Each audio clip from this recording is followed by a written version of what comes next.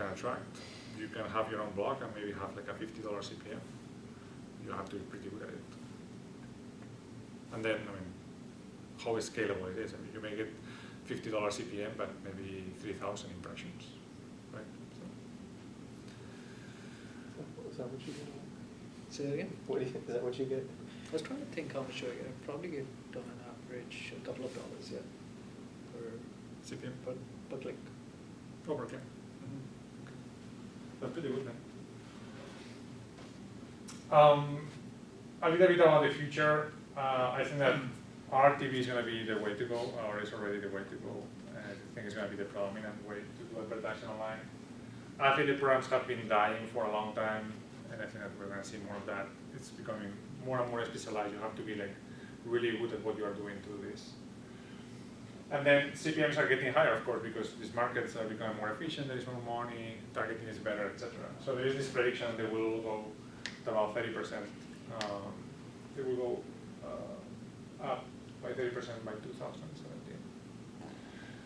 We will see more of contextual advertising, which is advertising that does not look like advertising. You know, it seems that it's just more content. You can see that, I think these days in the footer of many blogs and many news sources, you can already see it. They're actually having links to other websites that they are actually... Even in the content is happening now. Mm-hmm. Even in the content, the Yeah. content is happening all the time. Yeah, I mean, at some point you can hardly tell what's what, right? Yeah. There's hardly no one there. And then there is this ongoing discussion of the industry versus actual privacy of the users. My personal theory is that users actually don't care that much about privacy. I think it's more of an intellectual, theoretical discussion. In practice, you know, people, you tell them about this third party, and so what? If I get like a better price in Expedia for my flight, maybe it's, you know, maybe it's worth it. In practice, you won't, but that's a different discussion. I think some of that's generational too. My impression is younger people are much more willing to give up privacy or any notion of privacy than, you know, there's a general fear of distrust the older the demographic moves up. Mm-hmm. Yeah. Okay.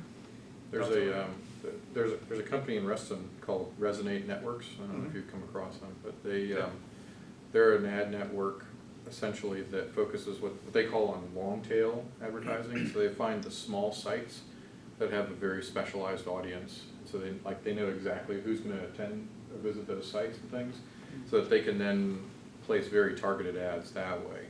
And they have this super algorithm that runs about who's visiting and what the ads are like and things.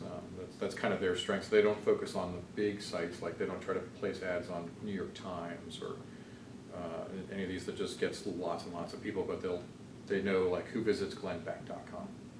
They know exactly what the demographics of the people are, and so they'll then, when people come in and say, oh yeah, I have this product I need to market to 45-year-old, you know, white conservative males. Oh, we got just the site for you right here, you know, kind of thing. And I think then they can charge a higher price for the ads because they know exactly who's going to be visiting the site. So that's interesting. Is that means it's like in case when you're doing it on Google, that's largely based on keywords, or might be does change also to this. So it is more of based on the content that you're looking at. In the context of that, it's providing you advertisements. Yeah. What you're describing is because it's being tracked, because a person is being tracked. I could be on a childcare website and I could still be getting advertisements for cars, not related to the content, but related to me as an individual. Yeah, it might be that, we know that what's that one, like La Petite Académie or something, it's close to it out in Sterling or something like that. It's very, very high end. They might know, oh, well, you know, we know that the type of people that are going to be coming to this website are in this demographic, so we'll place Cadillac, but we're not going to place Ford or something like that. So you're saying there's something indirect. One, by visiting a place, glenbeck.com, I'm saying I'm going to get served up some ads based on the domain I'm visiting. Yeah. But there's something like further on down the line, all that information is shared, so I could get an ad 5 sites down the line that liked me because I went to glenbeck.com. Yep. Yeah, that's what it sounded like, that real-time bidding thing is, it starts to know more about you as a specific person, As where opposed to you've what I'm been. viewing at the moment. at And that company request. saying, I'm looking for somebody who is, you know, X, Y, and Z, and because of where you've been, you hit those attributes. Versus, But that's there is kind of the a same- broader thing, like, we know who the general type of people that visit Glenn Beck are, so we're gonna put ads like that to that general type of people. And it might be that type of advertising is gonna go away with these third-party cookies, but, cause the cookies Doesn't start to sound like the know you as an third-party cookies are individual. going Well, away. there is this new business model, which is actually to provide data, to essentially be a data company on the cookies. So yeah, there are some cookies from Experian, for instance, that I'm sure Yeah. try to track not only your purchasing power, but also certain things such as, you know, what is your credit score and things like that, right? And you can actually buy these as part of real-time bidding. So you get a request, you have a cookie, and then you, as an advertiser, can decide to pay some cents on the dollar to get some extra information from Experian to complement this cookie and make a decision based on that. Mhm. Pepe, did you talk about retargeting? No, I in the think, discussion? I Yeah, so, I mean, this to me is the most insidious element of the advertising, which is, you can be on Amazon looking at some product and, you know, not complete a purchase, and go to a completely different website, and lo and behold, there's a banner ad for that product you were just on Amazon. I mean, that to me is really creepy, but I thought it was more creepy a couple months ago, right. now I'm used to It's it. It is, like, I don't remember if I downloaded it or not, but I was looking at a Gartner report from BI tools for one of the clients, related to one of the clients. And exactly the same thing. I went to 5, or actually much more, I probably went to 20 different websites after that. And every time it's the same advertisement that's Yeah. there. Yeah. Same network, And I yeah. It's that tried ad- clearing my cookies, even then it kept coming back. So Yeah. I don't know, there's something else. It's that ad choices network, I think, is what it is, cause it's that has an upper right hand corner is like a little blue triangle or Yeah. something like that. It's the same way, I've like visited a website, looking at a particular product, you know, snowblower or something like that, and then the next site I visit, there's like an advertisement for that same snowblower that I just looked at, and yeah, it's kind of behind the creepy factor. I mean, yeah, behind that there is the research that obviously if you see the same ad several times, you get familiar with the product and you may end up buying it, right? Mhm. So you can also set up rules that set up certain frequencies, certain recency factors. So yeah, you see the thing so many times that you end up being inclined to buy it. You hate the ad and after like, fine, I'll buy it, I'm just. surprised clearing Yeah. cookies didn't do it, but it probably still found its way back to you. Yeah, somehow. Even though you cleared your cookies, the damage was So done. there are all these alternative technologies that actually try to track people, not out of cookies, but actually out of the browser profile. So they look for everything that you can get out of in a browser. They including fingerprinted you. fonts and things like Yeah. that to find a footprint. Yeah. And Yeah, I reuse remember them. reading about that. They can look at, there's literally like, you know, a couple hundred things that you could find out from your browser, and it's unique enough sometimes to track you without cookies. If you could find like the performance of the machine or the specs of the machine, you could probably Yeah, guess. They at- do weird things like how long, they put a little algorithm in there, and how long it takes to render on a given thing. It's kind of, It's like you have a really fast Ah, machine because you interesting. rendered this site. It's Oh, wow. crazy stuff that. That is crazy. It said Google has 35% of the market revenue wise. Mhm. Do you know who's the second? oh, it's Facebook with 7%. Oh, wow. Facebook has been growing. They Mhm. had less than 5% last year, and this year is over 7%. And then everybody else is the Um, 50+%. It's amazing that there's such a big gap between 1 and 2. Like, 1 is 35 and number 2 is only 7. Like, that means there's But- dozens upon dozens of these other. Google is the publisher and the ad network. How much of Google's 35% comes from Google properties? Or how much comes from stuff they've sold? I don't think that's disclosed, but I don't think that what they publish out there is actually that big. Do you know AdSense, the Yeah. product in which you can put your ads? Actually, that ended up being it's a very, very small percentage of what Google makes when you look at the big picture. Even if they keep 50%, they say that they keep 50% of. AdSense is the, on the search results? No, AdSense is what you put in your website if you want to publish Oh. Google Ads.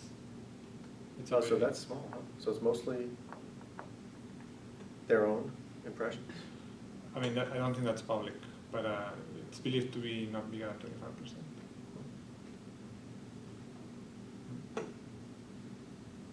Does a site like New York Times use AdSense if they want to use Google? I don't know if New York Times uses it. I know that some European newspapers do. They probably have special agreements with that. No? Essentially, most of the publishers get about between 70 and 80% of the cut, because really the eyeballs are what really rule advertising. In that sense, you get much less because it's what the little guy would use and you would put in your website, and you have Okay. bargaining power. So a large site is not gonna. But a large website that includes on top of AdSense, I'm sure they have special agreements. And Sure. they get 24/7 Real Media, Rubicon, these are, that's all they do. I might have to start my small blog. I never really thought of it as a moneymaker. Yeah, you're just 10 years old too. I've been wanting to start my small blog for 15 years now. Can I have one of mine? So real quick story, this was 7 or 8 years ago. I actually kind of reverse engineered the AdSense process. So rather than saying, okay, I'm gonna publish niche content on whatever the topic is, I said, what keywords are receiving the highest cost per click rate? So I then developed a series of microsites, probably like what your friend did. Mm-hmm. Series of microsites based on that, based on those clicks. So if one huge one was around alcohol, alcohol rehabilitation. So I went out and acquired a domain name around alcohol rehab. It was actually Alcohol Rehab Now. And then off of that, I just literally went out to Craigslist, paid people $10 an article to create articles that had these specific keywords around, going to rehab instead of jail, rehab instead of divorce, and create all kinds of content around these keywords, stuff them into the content in a more or less Yeah, so you're one of appropriate those way. cheese balls that I hate. Exactly. And then drop in the AdSense code, and then it's all about how well your site's performing in the Google searches. Like if you're not showing up as number 1, 2, or 3, you might as well not have the website. Yeah, I mean it was beer money because it's all about the number of impressions. If you're talking $2 or $3 per thousand, you need a lot of thousands before that starts adding up. That's why I liked much more the cost per click model. You even saw some for like mesothelioma, like around for attorneys, they were paying $100 per click and more because the cases they would get, Yeah. were just so lucrative for them. They were willing to pay for a click, even though 1 in 20 would actually convert into a case and still made it worthwhile. Is that still going or? My websites, I mean, yeah, they're still up. I mean, pull it up.